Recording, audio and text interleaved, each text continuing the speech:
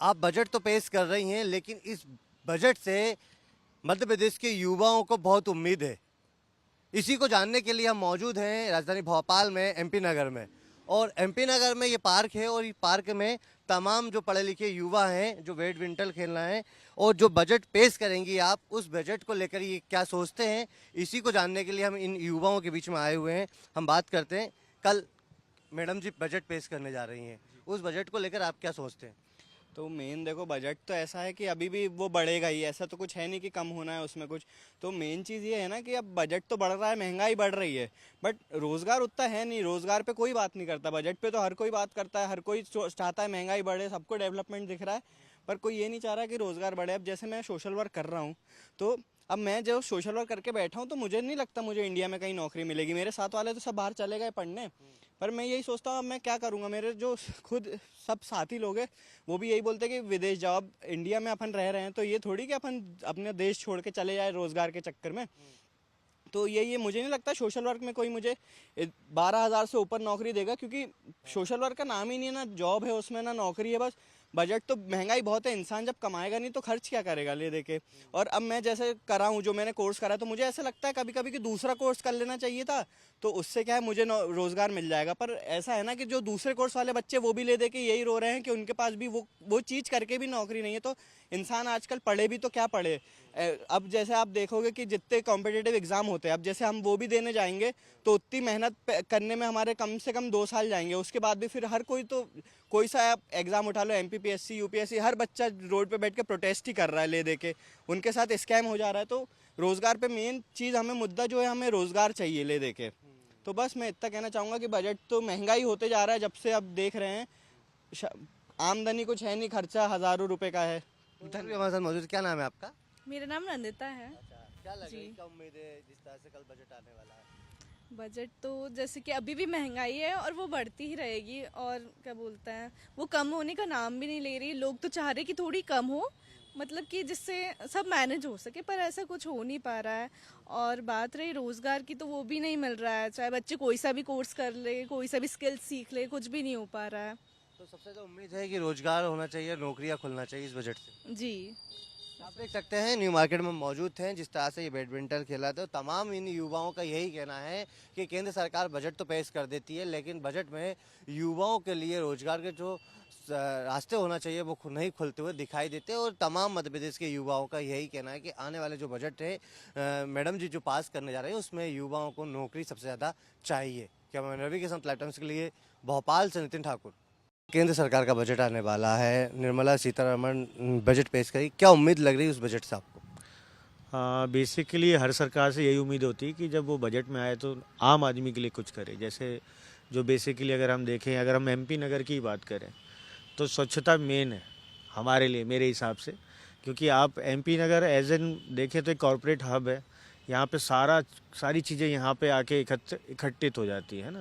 मतलब हम देखें कि मतलब अगर हम पूरे दिन हम कुछ कर रहे हैं और हम बोल रहे हैं कि अगर एमपी नगर बंद हो गया तो आज इतना नुकसान हो गया और इतना नुकसान हो गया, बट आज भी हम देखें तो यहाँ पे पार्किंग का इशू है, बहुत सारे इशू हैं। तो हम तो चाहेंगे कि अगर सरकार बजट ला रही तो कुछ ऐसा बजट लाए जिससे यहाँ का जो लोकल पब्लिक है वो अच्छे से काम कर पाए। केंद्र सरकार का जो बजट पेश होगा, मध्य प्रदेश को उससे उम्मीद होना चाहिए, मध्य प्रदेश को फायदा मिलना चाहिए इस बजट से। बिल्कुल फ़ायदा, मतलब हर कोई चाहेगा कि फ़ायदा हो, क्योंकि सरकार तो इसीलिए लाई गई है ना, जिससे लोगों को फ़ायदा हो। आम आदमी का बजट होना चाहिए। बिल्कुल आम आदमी का बजट होना चाहिए। बजट आने वाला है केंद्र सरकार का, आप उसको किस तरह से देखते हैं? सर, बजट तो आ रहा है, अच्छी बात है कि बजट आ रहा है, लेकिन रोज़गार नहीं मिल पा रहा है जिस प्रकार से बजट आ रहा है। बजट तो हर बार आता है, लेकिन जो व्यक्ति रोज़गार नहीं मिल पा रहे हैं, जैसे हम भी है, कॉमन व्यक्ति है, ठीक है, मीडियम परिवार से है ना, तो पढ़ाई इस बार रोजगार मिलना चाहिए, जो बजट आएगा उसमें वैकेंसियाँ सबसे ज़्यादा खुलना चाहिए। वैकेंसियाँ तो सर आती हैं, एग्ज़ाम भी हो जाते हैं, डेट भी निकल जाती है, भर्ती नहीं हो पाती है, ज्वाइनिंग नहीं हो पाती है। सरकार भर्तियां तो ला रही है।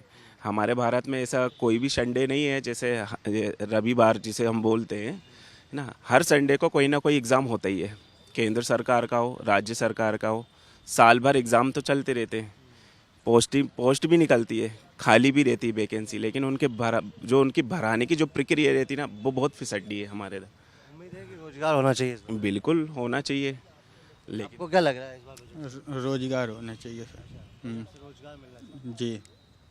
ये युवा है भोपाल में मौजूद हैं। कल केंद्र सरकार बजट पेश करने जा रही है, जो मैडम जी हैं निर्मला सीतारमण, तो किस बजट को किस तरह से देखते हैं? आप युवा हैं और लगातार आप वैकेंसी की बात कर रहे हैं।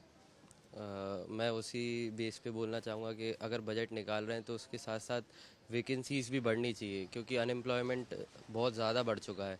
मतलब हम लोग भी एक कैपिटल में रहते हैं मध्य प्रदेश के, तो उस पे जैसे अभी हम एमपी नगर में हैं, तो है तो ये एक बिज़नेस अभी, बट यहाँ पर अगर देखा जाए तो अनएम्प्लॉयमेंट बहुत ही ज़्यादा है। मतलब हम लोग खुद पढ़ रहे हैं बट हम लोग को वैकेंसीज उस हिसाब से नहीं मिल रही, तो मैं तो यही प्रेफर करूँगा कि वैकेंसीज मेरे को प्रोवाइड कराए। बजट का ये अकेला मतलब नहीं होता कि मतलब उनने निकाल दिया, शो कर दिया और उसके बाद सिर्फ हम फॉलो कर रहे हैं। उसके थ्रू हम लोग को थोड़ा सा एम्प्लॉयमेंट और इन सब पे भी फोकस हम लोग को। बजट पेश होगा तो उससे उम्मीद ये है कि युवाओं को रोजगार मिलना चाहिए, कागज पे बजट जो आता है वो दिखना नहीं चाहिए। बिल्कुल दिखना चाहिए ज़रूर। मेरा खुद यहाँ से बीटेक हो गया है, मैं मास्टर्स कर चुका हूँ, पर अभी नौकरी की तलाश चल रही है। अप्लाई करते रहता हूँ रोज़ 3-4 घंटे 6 घंटे अप्लाई ही निकल जाता है, मगर कुछ रिजल्ट नहीं आ रहे हैं, कहीं से रिप्लाई नहीं आता है कंपनीज से। तो इस पे कुछ करना चाहिए ज़रूर, बजट बढ़ाना चाहिए ताकि कंपनीज़ को फ़ायदा हो और कंपनीज़ और एम्प्लॉयज़ हायर कर पाएँ। अभी कंपनीज़ पर भी बजट नहीं जा पा रहा है इतना कि वो और एम्प्लॉयज़ ले पाएँ। जहाँ उनको 20 बंदे उठाने होते हैं वहाँ 10 ही उठा पाते हैं, तो इस पर कुछ करना ज़रूर चाहिए। मैडम जी सुनिए, आप बजट तो पेश कर रही हैं लेकिन आम आदमी उस बजट से क्या उम्मीद लगाए हुए है? एमपी नगर में हम मौजूद हैं, ये दीपक जी हैं और ये दुकान संचालित करते हैं। अब बजट पेश होने जा रहा है, क्या कहना चाहेंगे मैडम जी से?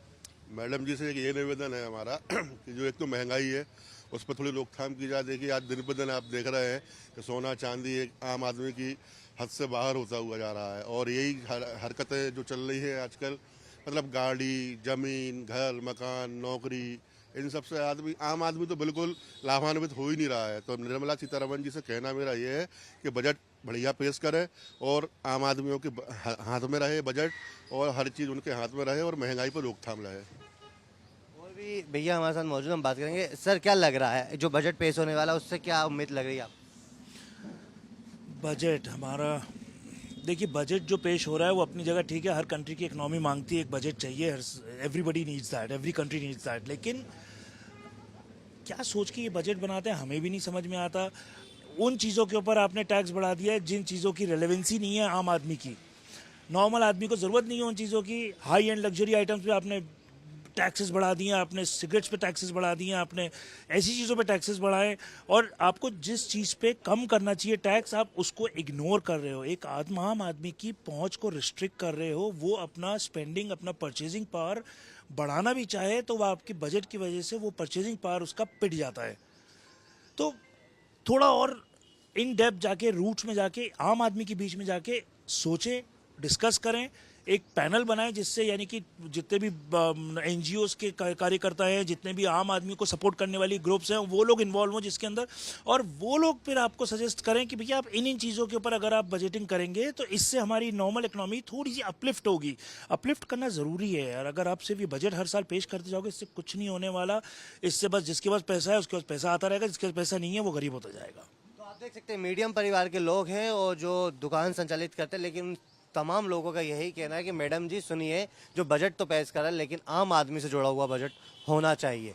क्या नबी के साथ लैपटॉप के लिए भोपाल से नितिन ठाकुर।